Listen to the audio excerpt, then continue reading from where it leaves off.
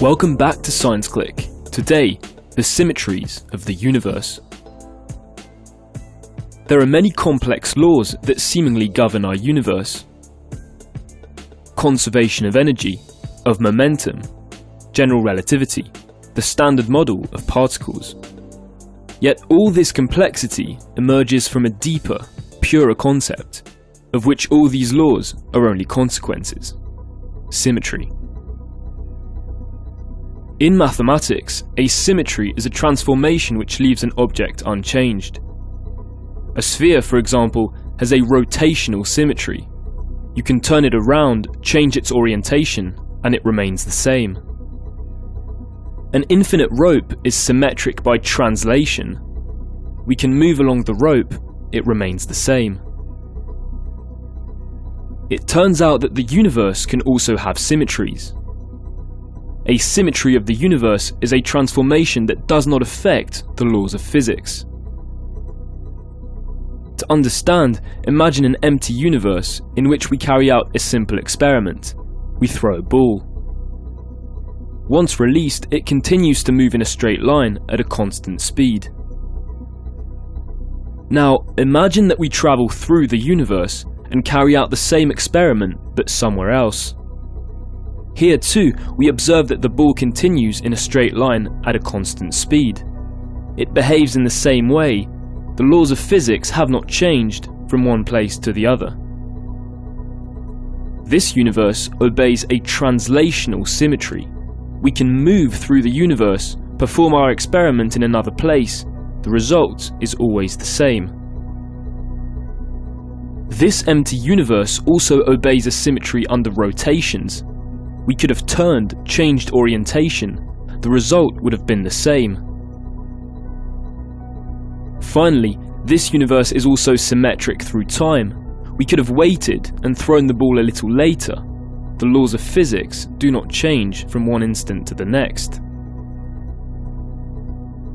The fact that the universe obeys symmetries, that the laws of physics remain the same under certain transformations, imposes restrictions on the behavior of objects.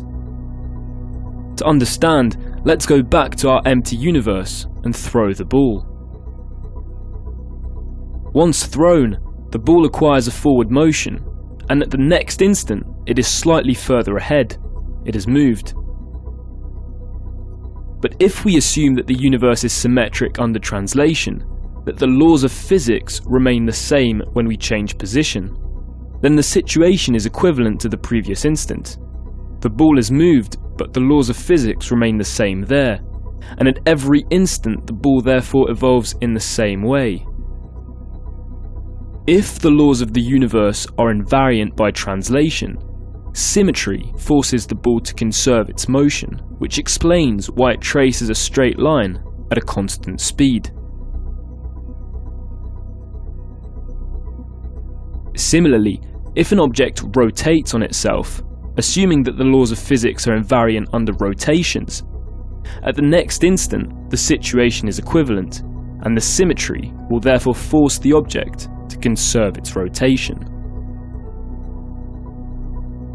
Thus, to be respected, each symmetry of the universe imposes the conservation of a quantity, conservation of momentum for translations, angular momentum for rotations, and energy for symmetry through time. This principle is called Noether's theorem. Each symmetry of the universe imposes the conservation of a certain quantity over time. Noether's theorem also applies to the content of the universe, and in particular the quantum fields that make up matter itself. A quantum field can also present symmetries. The field of electrons, for example, is made up of complex numbers, and the laws of physics that describe electrons do not change if we alter the phase of all these complex numbers. To understand, imagine that we measure the altitude of an airplane on Earth. To express the altitude of the airplane, we must fix a reference level, for example the sea level. By fixing this reference, we can describe the altitude by a number. But this choice of reference is arbitrary. We could have chosen another level, we would have measured different values, but the physical situation has not changed. The same situation can be described differently, depending on the reference level we choose. In the same way, for the electron field, we can change the reference level, which corresponds to altering the phase of all complex numbers, without this affecting the physical situation which is described. This change of reference constitutes a symmetry, and according to Noether's theorem, this symmetry also imposes the conservation of a quantity, the electric charge.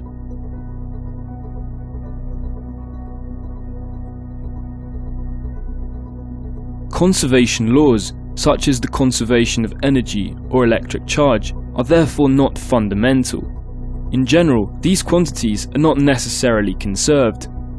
It is only when the universe presents an underlying symmetry that, in order to be respected, the symmetry imposes the conservation of a quantity. The principle of equal and opposite reaction, for example, which boils down to the conservation of momentum when two objects separate, is only a consequence of symmetry under translation. If one object goes one way, the other must go the other way. Thanks to this symmetry, rockets can take off upwards by ejecting material downwards.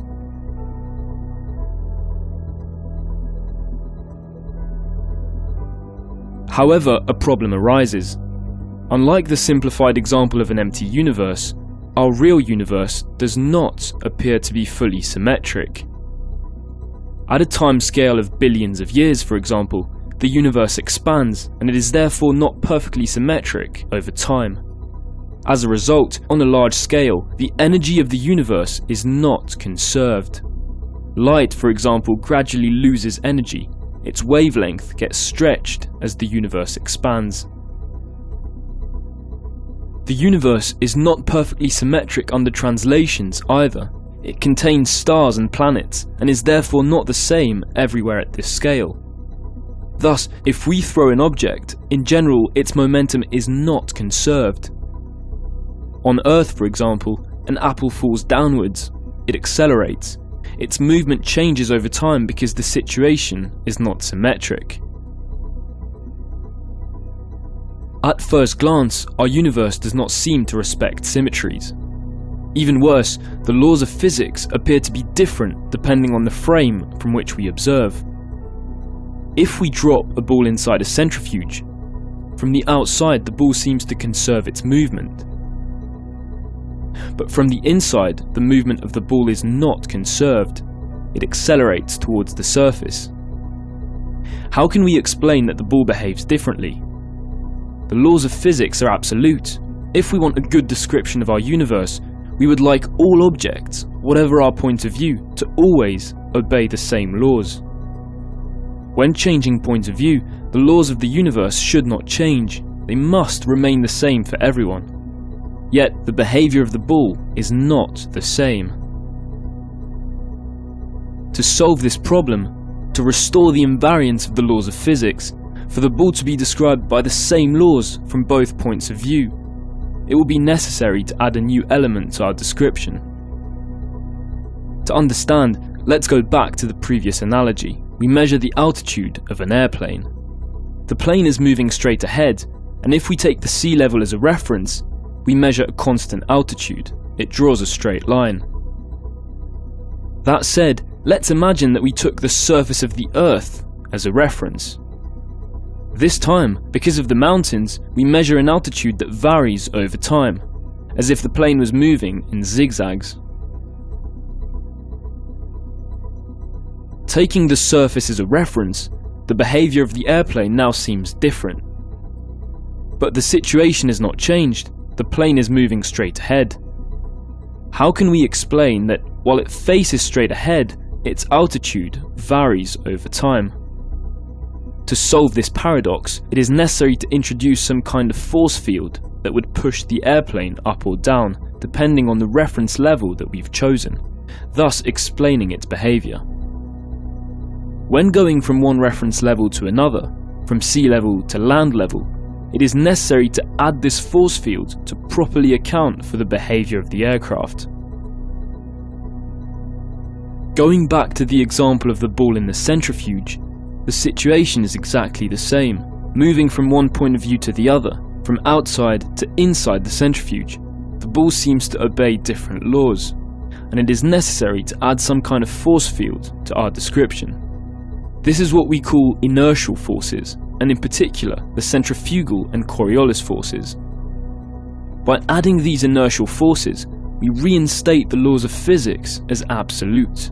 The behaviour of the ball can now be understood very well in any frame of reference, as long as we add this force field, which depends on which point of view we choose. Introducing this kind of force field is also what gives rise to the concept of space-time curvature, and to the theory of general relativity. General relativity is a very powerful theory precisely because it restores the absoluteness of the laws of physics. By adding a new underlying structure, the curvature of space-time, general relativity makes it possible to describe the universe from any point of view using the same equations.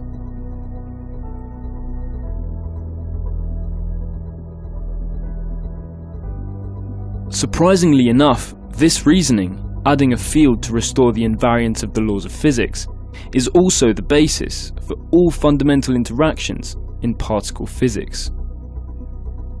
We have seen that the quantum field of electrons has a symmetry. The laws which describe it are invariant when we shift the phase of all complex numbers globally.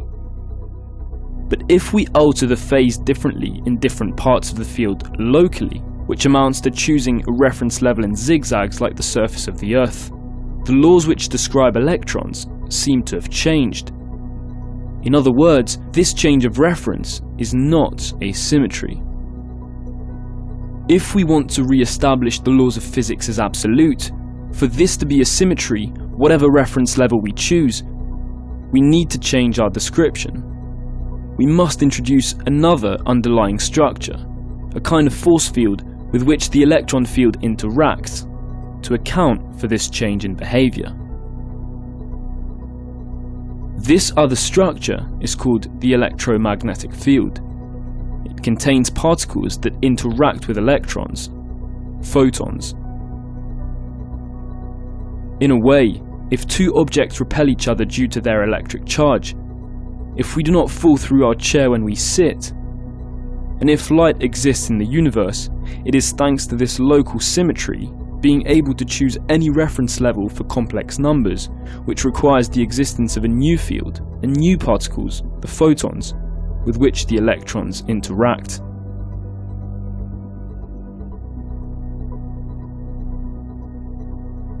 To conclude, studying the symmetries of the universe allows us to understand in a deep way the origin of the laws which govern it. It is because the universe has symmetries that the objects it contains, in order to respect these symmetries, obey physical laws. Be it conservation of energy or momentum, objects obey these laws only to respect underlying symmetries, intrinsic to the universe. By considering that the laws of physics must be absolute, that changing our point of view or level of reference must constitute a symmetry that does not affect the physical reality, we call this a gauge symmetry. We deduce the presence of new structures in the universe, like the curvature of space-time or the electromagnetic field. Experimentally, symmetries also allow us to unveil the hidden mysteries of matter. By measuring certain properties of particles, and by studying the geometric diagrams that we obtain, symmetries have allowed scientists to understand, for instance, that protons, neutrons, and other baryons are formed of three smaller objects, which obey a fundamental symmetry based on the number 3, quarks.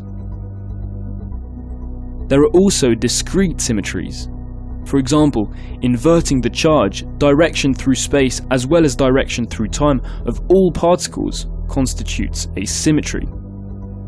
An anti-particle can in this way be interpreted as an ordinary particle that moves backwards through time. Finally, some speculative modern theories postulate that the universe could have an even deeper symmetry, a symmetry between particles of matter and particles of interaction, as if both obeyed the same laws. This is what we call supersymmetry.